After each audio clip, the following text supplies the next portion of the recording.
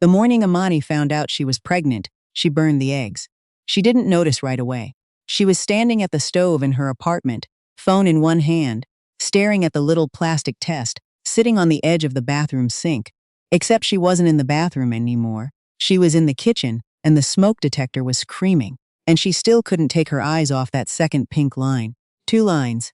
2. She turned off the burner, set the pan in the sink, stood there with both hands on the counter and just breathed. She was 31 years old.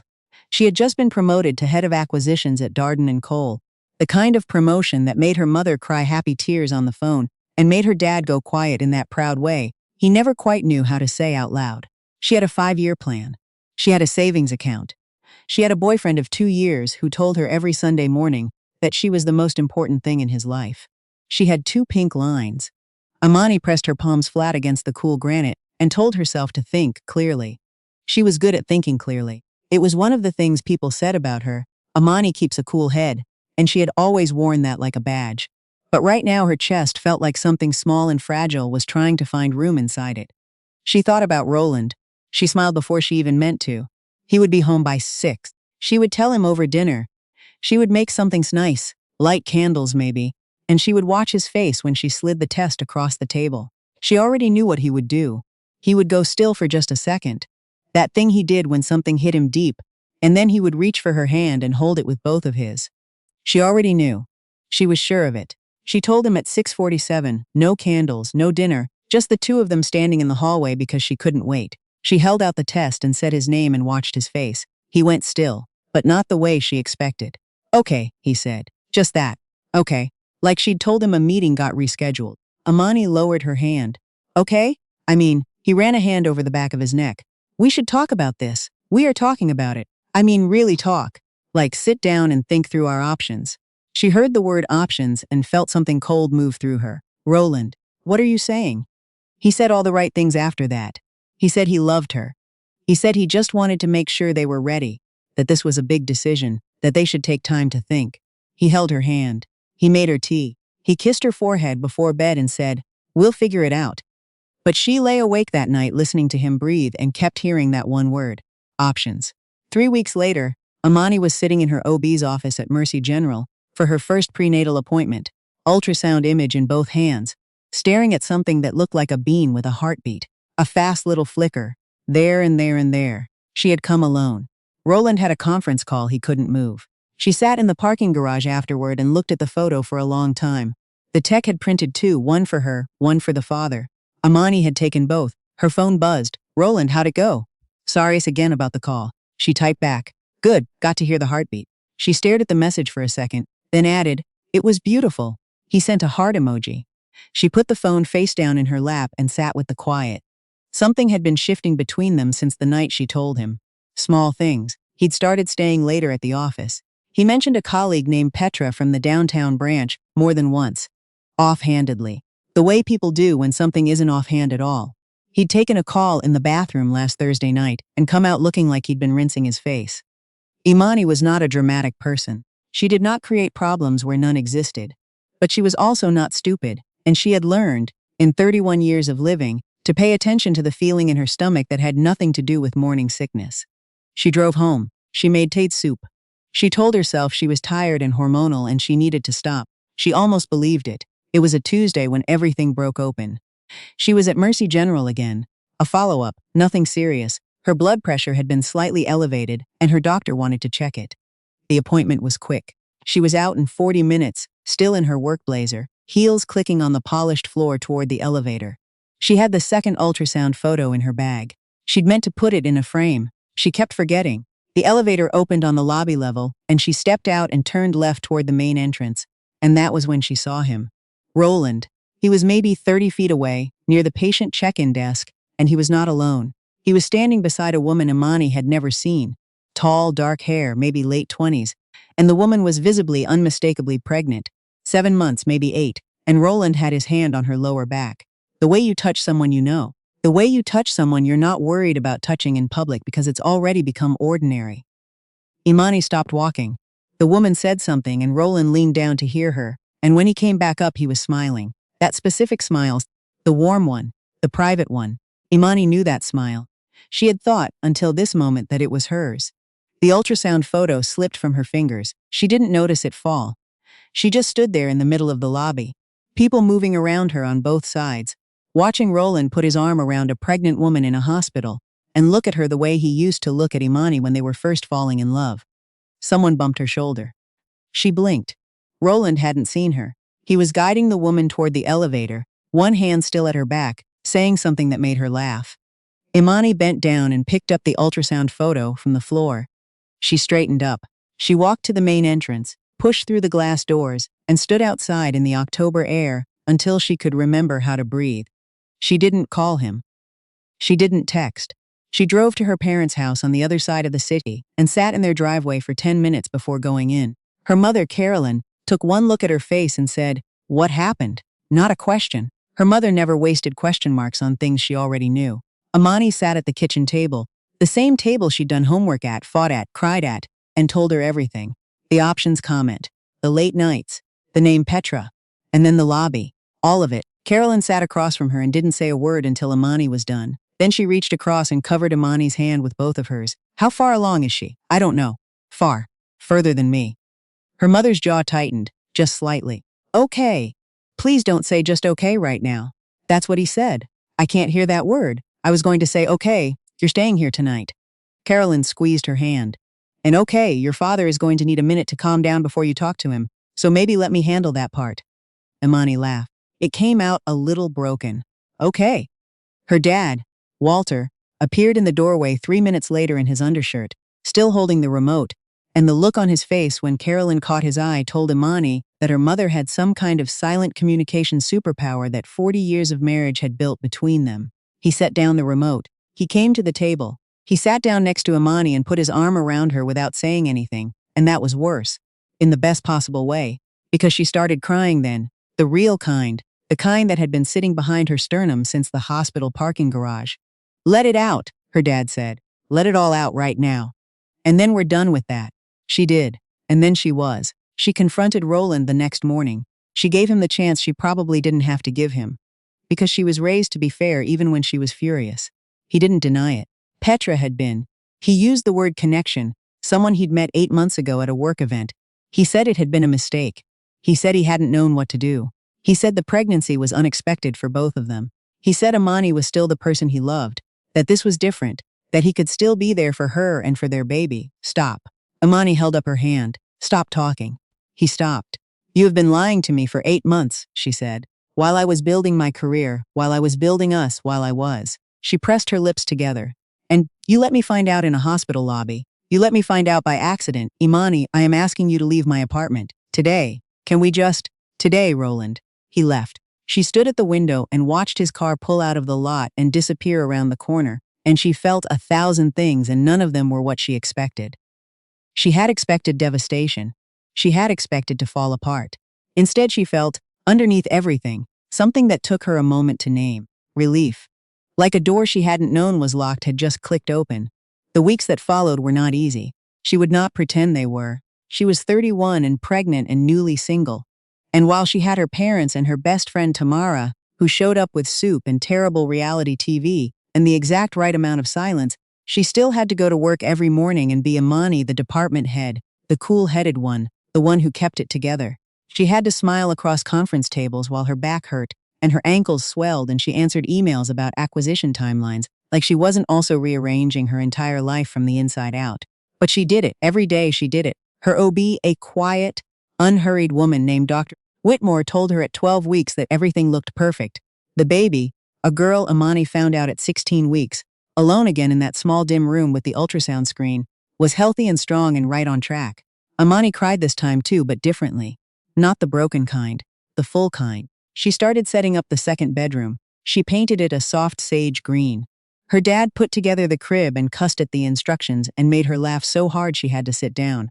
She thought, more than once, that she was going to be okay. And then she thought about the man in the lobby. Not Roland, the other one. There was a man at Mercy General she kept running into. Not Roland. She had not seen Roland at the hospital again. Would not be seeing Roland anywhere if she had anything to say about it. But someone else. A doctor, she assumed, from the badge, and the way he moved through the hallways like he belonged to them. His name, she eventually learned from the badge, was Callum.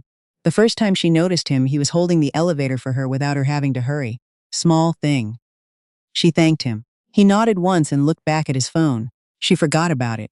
The second time, she was sitting in the waiting area at 34 weeks, back aching, head tipped against the wall, eyes closed, and she heard someone set something down beside her. She opened her eyes. A bottle of water, sealed, from the vending machine, sat on the chair next to her. The hallway was busy. She couldn't be sure who had left it. But she looked up and saw him turning the corner at the end of the corridor, not looking back. The third time she was crying in the stairwell. She wasn't proud of it. She'd had a long day, a difficult call with Roland's lawyer about arrangements, and her back was screaming. And she'd taken the stairwell specifically to not be seen, and she'd sat on the step and put her face in her hands for about 3 minutes. When she looked up, he was standing on the landing above her with a look on his face like he was working out what to do. "Don't," she said. "Don't what?" "Ask if I'm okay. I know I'm not okay. I don't need the confirmation." He was quiet for a second. Then he sat down on the step across from her, forearms on his knees, and said, "Okay." She almost laughed. "That word, what word?" "Nothing." She wiped her face with the back of her hand. "You don't have to stay." "I know," he said. And he stayed anyway. They sat in the stairwell for maybe 10 minutes. He didn't ask questions. She didn't explain. At some point the crying stopped and she could breathe again. And she looked at him, really looked for the first time, and saw that he had calm eyes. The kind that didn't need to fix things, the kind that could just be present. "Callum," she said, reading his badge. "Imani," he said, reading hers. She almost smiled. "You already knew that."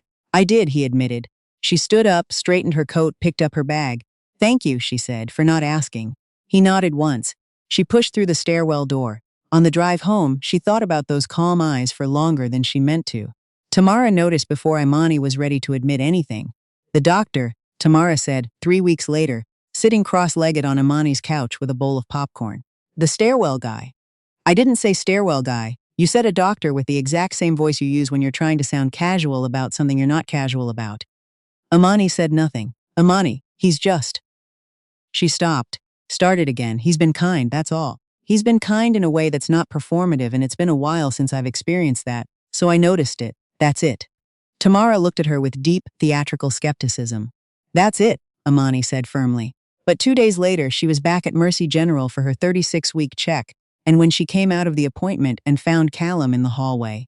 Not waiting, just passing through, genuinely just passing through. And he stopped and asked, simply, "How did it go?" She told him everything. The measurements, the position, the due date, her fear about doing it alone. He listened, all of it. Then he said, "You're not alone. You've got people." "I know," she said. "I do know that. But it's different," he said, "to do it without the person you thought was going to be standing next to you." She looked at him. "Yeah," she said quietly, "it is." He walked her to the parking garage. It was raining, and he had an umbrella and she didn't, and he held it over her without making a thing of it, and when they reached her car, he said, "Get some sleep." Imani. Like he had the right to say it, like he'd earned that. She drove home thinking about the umbrella. She drove home thinking about "You're not alone." She drove home and sat in the parking lot of her building and admitted to herself, very quietly, that she was falling in love with someone she had met in a hospital stairwell while crying. Of all the ways she'd imagined her 30s going, this was not one of them. Her daughter arrived 6 days before the due date. Fast labor, efficient, like her mother. That was what Dr. Whitmore said, laughing when it was over. Imani lay back against the pillow, holding her daughter. 5 pounds 14 ounces, dark hair, enormous eyes that would take months to settle on their final color, and felt something in her chest reorganize itself around this new center of gravity. Her parents were in the waiting room. She could hear her dad's voice carrying down the hall even through the closed door, which meant her mother was trying to get him to keep it down.